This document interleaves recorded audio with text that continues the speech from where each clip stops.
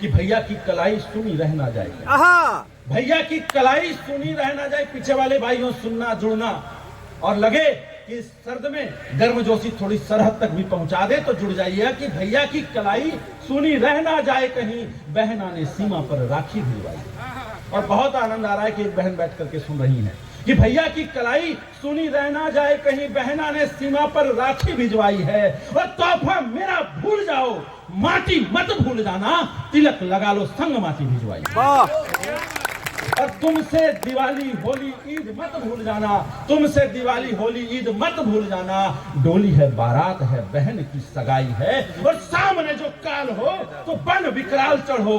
कांपे न तनिक मेरे भाई की कलाई है, कांपे न तनिक मेरे भाई की कलाई है। आपकी तालियां अभी भी कमजोर है, शायद मेरे काव्य पाठ में थोड़ी कमी रह गई, मैं और जोर लगाता हूँ। अब उस भाई का प्रत्युत्तर आता है, वो भाई जिसकी रेशम की तरह नाजुक बहन इस प्रकार शौर्य को राखी में पिरो कर भेजने का सामर्थ्य रखती है, उस फौलादी भाई का प्रत्युत्तर आ रहा है, उस फौलादी जवान का प्रत्युत्तर आ रहा है जो सरहद पर अपने सीने को तान करके कहता है आ जाओ दुश्मन की गोली हम खड़े हैं। उस भाई का प्रत्युत्तर आ रहा है, उस आपके साथी का प्रत्युत्तर आ रहा है, उस आपके बेटे का प्रत्युत्तर आ रहा है। प्रत्युत्तर संभालिएगा। भाई लिखता है कि वैभव तिरंगे का ये सदा यूं ही बना रहे, वैभव तिरंगे का ये सदा यूं ही बना रहे, अमर तिरंगा चारों ओर फहराएंगे। और संभाल कर दिखाइएगा चौथी पंक्ति, लगे मुझे कि खाली कुर्सियां भी ताली बजा रही हैं। वैभव तिरंगे का ये सदा यूं ही बना रहे, अमर तिरंगा चारों ओर फहराएंगे। और दुर्गम घाटी हो या शिखर हिमालय की हो, ऊंची ऊंची चोटियों पे चढ़ लहराएंगे। वैभव तिरंगे का ये भी दूसरी पंक्ति है, चौथी पंक्ति कि वैभव तिरंगे का ये सदा यूं ही बना रहे, अमर तिरंगा चारों ओर फहराएंगे। और दुर्गम घाटी हो या शिखर हिमालय की हो, ऊंची ऊंची चोटियों पे चढ़ लहराएंगे। और सीमाओं पे देश को कभी न लजाने दूंगा, शत्रुओं के रक्त से ही प्यास को बुझाएंगे। और तिरंग में लिपट कर या तो घर आऊंगा या शत्रुओं की छाती पर गाड़ी से आएंगे, या शत्रुओं की छाती पर गाड़ी से आएंगे, या शत्रुओं की छाती पर गाड़ी से आएंगे। लोग अक्सर कहते हैं क्या आवश्यकता है दिनेश अंगार में बात करने की, प्यार की भाषा में भी बात की जा सकती है, श्रृंगार की बातें लिखो, तब लिखना पड़ता है। जब जब लिखने बैठा क्यों आवश्यकता पड़ गई कि अपने कलम के हर एक शब्द को हमने अर्पित कर दिया इस देश को जागृत करने के लिए। चुटकुले तो सुबह तक सुनाए जा सकते हैं कि जब जब लिखने बैठा कोई गीत प्रीत के बंधन के, जब जब लिखने बैठा कोई गीत प्रीत के बंधन के, सुनिएगा चंदन जी, जब जब लिखने बैठा कोई गीत प्रीत के बंधन के, काजल मेहंदी कुमकुम रोली चूड़ी के और कंगन।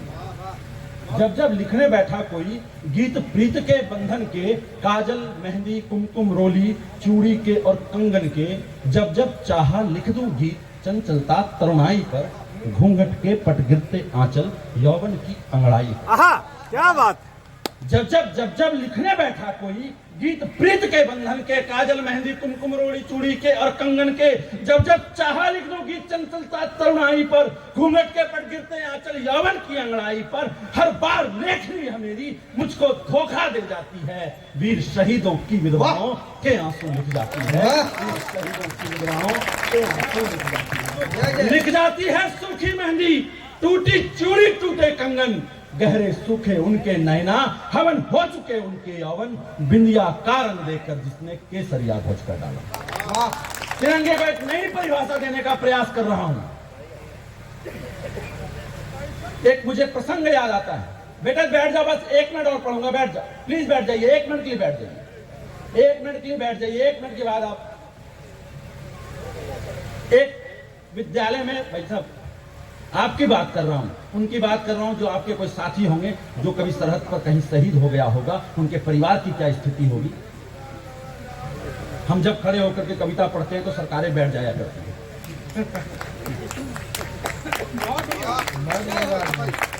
हमें लिखने के लिए, उसे मंच पर पढ़ने के लिए जितने हिम्मत की आवश्यकता पड़ती है, जिस दिन कवि सम्मेलन आप उतनी हिम्मत से सुन लिया करेंगे, उस दिन देश की दशा और दुर्दशा सब बदल जाएगी। क्या बात है, क्या बात है। मुझे एक प्रसंग याद आ रहा था। एक विद्यालय में एक शिक्षक ने बच्चों से पूछा तिरंगे में कितने रंग होते हैं। बच्चे ने प्रत्युत्तर दिया, सभी बच्चों ने, तिरंगे में 3 रंग होते हैं। एक बच्चा बहुत देर से हाथ खड़े करके अपने बारी की प्रतीक्षा कर रहा था। शिक्षक ने पूछा कि तुम क्या अलग कहना चाहते हो? बच्चे ने कहा कि तिरंगे में 5 रंग होते हैं।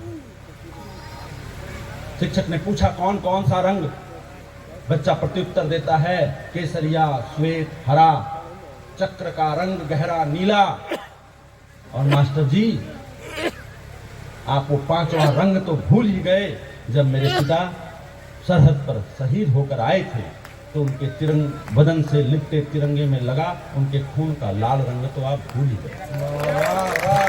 तब आवश्यकता पड़ती है कि जब जब लिखने बैठा कोई गीत प्रीत के बंधन के, काजल, मेहंदी, कुमकुम, रोली, चूड़ी के और कंगन के, जब जब चाहा लिख दूं गीत चंचलता तरुणाई पर, घूंघट के पट गिरते आंचल यौवन की अंगड़ाई पर। हर बार लेखनी मेरी मुझको धोखा दे जाती है, वीर शहीदों की विधवाओं के आंसू लिख जाती है।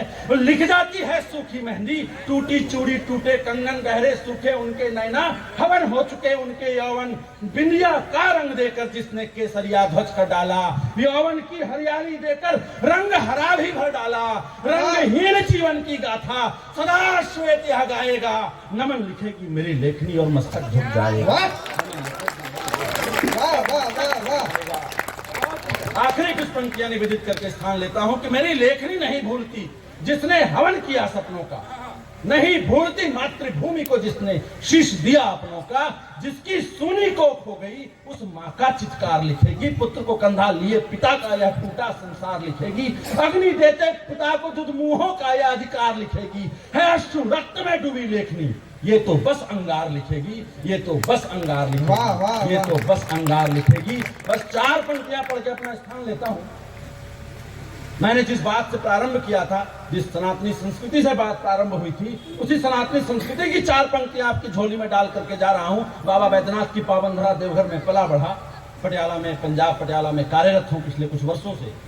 मैं 4 पंक्तियां रखता हूं कि क्या है सनातन धर्म, और लगे कि यहाँ सनातनी बैठे हैं तो एक बार मुझे विदाई की तालियां दे दीजिएगा कि सिंह नहीं डरा करते हैं कभी खून की होली से। वाह!